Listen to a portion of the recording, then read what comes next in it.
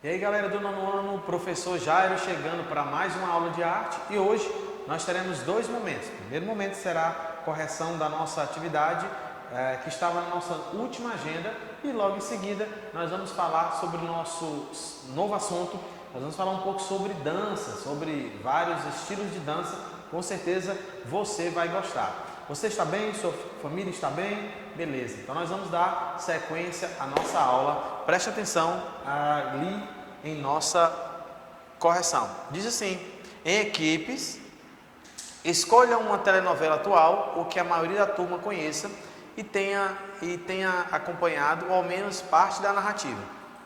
Depois, faça uma análise crítica em relação aos elementos dramáticos, respondendo às perguntas a seguir. Como são os personagens? Como eles estão apresentados? Há estereotipos ou valores reforçados pela narrativa? Como isso acontece? Há algum personagem perseguido ou tratado injustamente? Há algum personagem que busca vingança? As situações são reais ou fantasiosas? Em seguida, apresente análise aos colegas e debatam o assunto. Bem, nessa primeira tarefa, que é a tarefa do interação, pede que seja feita em equipe, mas nós não estamos no momento em condições de estarmos reunidos. Então, você vai tentar responder sozinho, tá? Assistindo uma parte de uma novela, para que você possa ter aí uma ideia de como funciona, de como é esse mundo da telenovela, apresentando os personagens, as suas características. Isso aqui é muito bom também para a gente desenvolver um texto, tá? A partir daqui você pode desenvolver um texto, uma produção de texto, onde você tem alguns valores importantes para colocar na sua apresentação. Uma peça de teatro pode sair a partir dessas informações também. Bom, vamos dando sequência e nós vamos agora trazer aqui esse organograma que eu expliquei na última aula. Qualquer texto pode ser representado relacionando conceitos. E aí eu coloquei o texto teatral, que pode haver adaptações, tá? Citei exemplos do Pequeno Príncipe, entre outros livros que viraram peças teatrais e que foram adaptadas conforme a realidade, seja na realidade da idade, seja na realidade no que diz respeito ao público. Tá? Então aqui a gente tem o texto teatral, relaciona-se com a radionovela. O exemplo foi a novela Em Busca da Felicidade, que é uma radionovela. A radionovela ela vai estar ligada à telenovela, que tem como exemplo A Gata Comeu. Então aqui se traz dois exemplos, uma novela, aliás, uma radionovela e aqui uma telenovela. Do outro lado, nós vamos ter adaptações que são feitas por meio de tecnologias, figurino, época e faixa etária. Então, se você colocou telenovela, se você colocou radionovela, e adaptações, você com certeza acertou. Bom, nós vamos agora para o nosso segundo momento, que é trabalhar essa perspectiva da dança. A gente vai ver agora um pouco sobre a dança, tá? Então, espero que você possa compreender junto comigo. Então a gente começa com essa linda imagem desse casal dançando, tá bom? Então vamos lá. Repetição da dança, na página 395, que diz assim: observe a imagem acima. Vamos lá para a imagem. Observem, olhem para essa imagem. E aí diz o seguinte: observe a imagem acima. Você já ouviu alguma dança em que o homem segura a mão da mulher e a faz girar? Será que várias danças usam esse passo? Então aqui está pedindo para que a gente converse com os colegas, é o que nós estamos fazendo. Então você acha que isso acontece? Nós estamos tentando identificar, né, a dança nos quais há esse giro. Então você pode estar percebendo isso, né? Então você pode olhar para essas informações. Você acha que existe dança com passos únicos ou que não são vistos em nenhuma outra dança? Quais seriam elas, né? Pense sobre a repetição de um mesmo passo em um estilo diferente de dança. Será se de fato os passos são diferenciados de estilo para estilo? Então nós vamos agora conhecer um pouco sobre alguns.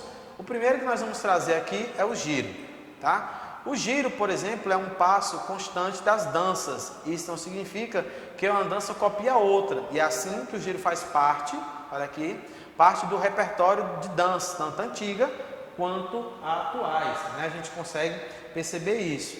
Ele é um movimento expresso e muito usado, né? E as possibilidades de rotação das diferentes partes do corpo são inúmeras. Então, o giro está dentro da dança no salão. A rotação pode ser feita por parte do corpo ou pelo corpo todo, criando voltas e meia, levando-se em consideração as posições do início e da passagem final e os movimentos da coluna, o início ao fim do movimento.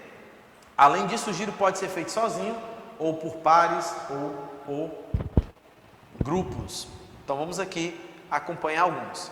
Primeiro que eu trago para vocês é a valsa. Então o que é a valsa? Tá? Você pergunta aí para sua mãe, mãe, o que é a valsa? Né? Pai, o que é a valsa? Então ele vai te dizer o que é a valsa. A valsa ela é muito utilizada em vários momentos. Então vamos lá. A valsa é um tipo de dança em que o giro dos pares é o ponto fundamental. Os casais giram tanto que podem ficar tontos e por isso a preparação, os ensaios devem ser muito intensos para os profissionais, para que não aconteça isso. A valsa que conhecemos hoje já foi bem diferente. Antigamente era mais rápida, sendo considerado profana pela sociedade da época.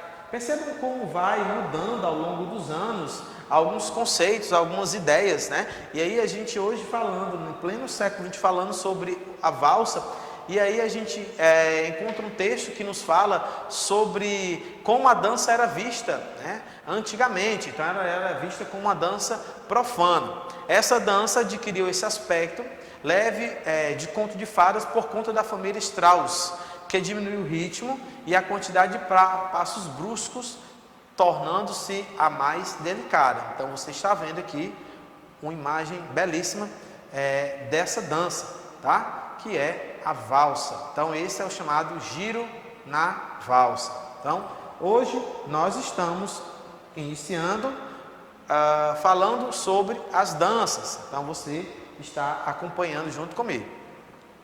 O próximo é o tradicional, né? Tão querido pelas meninas, pelas crianças, que é o balé, né? O balé que ele perpassa por várias épocas e permanece na sua construção. Vários filmes já se destacaram por conta do balé, e a gente tem o Cisne Negro, né? Que é um excelente filme que você pode contemplar lá a história e o desejo de várias meninas que querem se tornar bailarinas, né? E a gente tem uma qualidade nesse estilo que é a persistência, que é o equilíbrio, que é a determinação. Outra forma de dança no qual o giro é fundamental é o balé, tanto no clássico quanto no romântico. Esses giros é inacreditável que os bailarinos eles não ficam tontos. Por quê? Né? Eles têm um ponto. Quando eles giram, eles vão fincando seus olhos nesse ponto. Então eles terminam o movimento em pé, com a postura reta, ou seja, de forma como começaram esse passo da dança. Então são técnicas utilizadas para que de fato aconteça um grande espetáculo. Então você conseguiu ver ali a ideia, né, justamente desse giro que está inserido também no contexto dessa dança. Diz assim: cérebro de bailarinas guarda segredos sobre equilíbrio, diz estudo. Anos de treinamento causam mudanças estruturais no cérebro das bailarinas que as ajudam a manter o equilíbrio enquanto fazem piruetas, destacou um estudo inglês publicado na sexta-feira, no dia 27 de nove de 2013, na revista Cerebral Cortex, que pode ajudar no tratamento de pacientes com tontura crônica ou labirintite. Então, pesquisas que estão sendo realizadas. A maioria das pessoas fica tonta durante um período após girar rapidamente. Isso se deve à câmara preenchida com fluido nos órgãos de equilíbrio do ouvido, orelha interna, que sentem a rotação da cabeça através de capilares minúsculos que, por sua vez, percebem o fluido girando. Esse líquido continua se movendo por um tempo após o rodopio. o que cria a percepção de que o indivíduo ainda está se movimentando e, consequentemente, a tontura se mantém. Então, eles trouxeram o exemplo das bailarinas. Tá? Olha aqui mais uma coisa falando sobre elas. As bailarinas, porém, conseguem executar várias piruetas, sentindo pouco ou nenhuma tontura, fato que sempre intrigou os cientistas. Isso aqui também traz a ideia de vários anos de treinamento, né? A busca por algo diferente. Então, o que você acha da relação entre a dança e a ciência, da forma como foi exposto no texto? Tá? Então, vamos falar aqui, o texto está pedindo para a gente conversar sobre isso, então vamos sim falar sobre isso. Você pode procurar um bailarino, perguntar sobre isso. Nós vamos à próxima dança, que é a dança gaúcha. Já ouviram falar sobre essa dança? Essa dança, bem, é uma dança bem típica, bem cultural de uma região, né? A dança gaúcha é composta de uma série de movimentos, tais como giros, os quais existe grande esforço dos dançarinos, além de movimentos sapateados fortes para mostrar a virilha dos homens. A dança gaúcha tem influência das culturas portuguesas, olha que influência, das culturas portuguesa, espanhola, francesa, e mostra o sentimento do fidalgo, ou seja, a nobreza e o respeito à mulher, características que sempre representam o homem do campo no Rio Grande do Sul. Então nós estamos vendo aqui dançarinos gaúchos.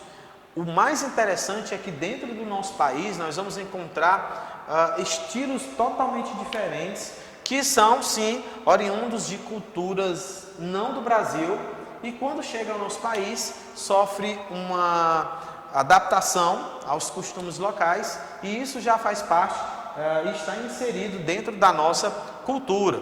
O próximo que nós vamos falar sobre o rancheira. A rancheira foi criada em consequência da grande influência que, olha mais uma influência aqui, a Argentina e o Uruguai exerciam no Rio Grande do Sul. Ela é dançada em pares, os quais fazem movimentos circulares ensapateados, sendo normalmente feito de forma enlaçada, porém existindo variações. Não vamos confundir essa dança com essa daqui, tá? Então percebam, as roupas elas podem ser até parecidas, mas a influência de uma para outra que é totalmente diferente, né? A gente tem a primeira que tem influência cultural de Portugal, Espanha, França, e a outra que ela vai trazer, a rancheira vai trazer uma influência da Argentina e do Uruguai, ok? Bem, dando sequência, ela é uma dança que dança em pares ou quais fazem movimentos circulares em sapateado, sendo normalmente feita de forma enlaçada, porém existindo variações. Uma das mais populares dessas variações é a formação de duas fileiras, uma de homens, peões, e outra de mulheres, prendas. Os homens ficam com a frente do corpo voltado para a extremidade do salão e as mulheres de costas para essa extremidade e de frente para seus pares, criando assim uma espécie de túnel, podendo ou não entrarem de mãos dadas.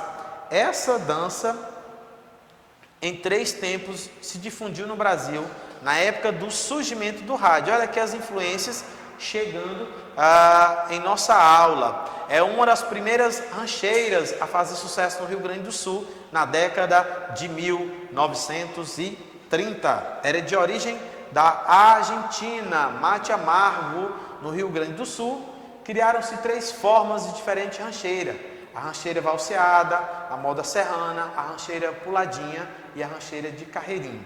Tudo isso são influências que são oriundas de outras culturas, e isso é bom, porque a gente vai conhecendo o nosso país. Então vamos lá, aqui fala o salto, ou pulo, é um movimento corporal utilizado no cotidiano e em exercícios, brincadeiras e etc. Então na dança, o salto é muito presente, né? É um elemento expressivo em que o corpo fica temporariamente suspenso no ar, sem suporte. A gente vai encontrar isso dentro dos vários estilos de dança que nós estamos acompanhando aqui, tá? Então na dança o salto é analisado com relação ao peso, leve ou forte, e ao tempo, rápido ou lento.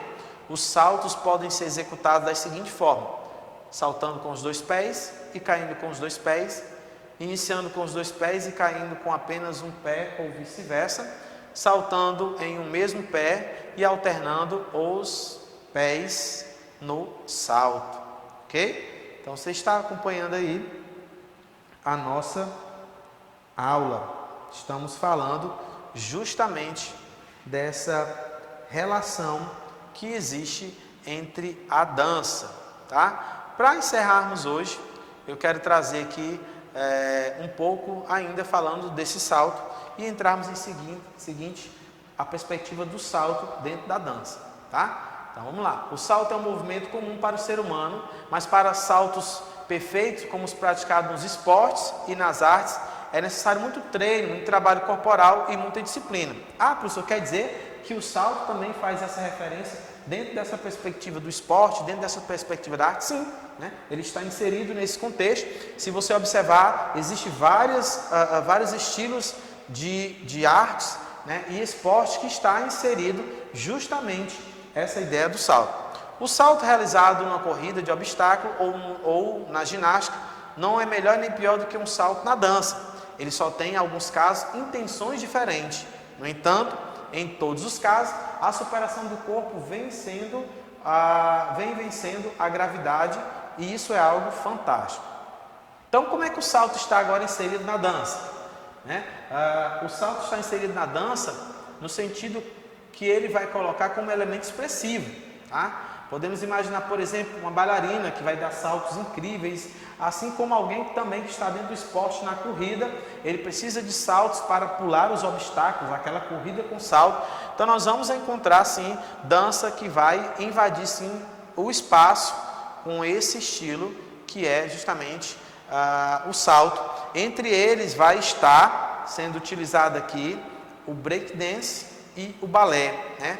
Vai estar utilizando o saltitar e o pular de forma expressiva, tá? Vai utilizar do salto de uma forma diferenciada. Então, você perceba que ele vai estar no esporte, vai estar na arte e vai estar na dança. Então, você conseguir acompanhar vários ritmos sendo expressos aqui dentro da cultura do nosso Brasil, influências de outra cultura. Então, o nosso país ele é rico em arte, cultura e dança. Vou ficando por aqui, um forte abraço, até o nosso próximo encontro.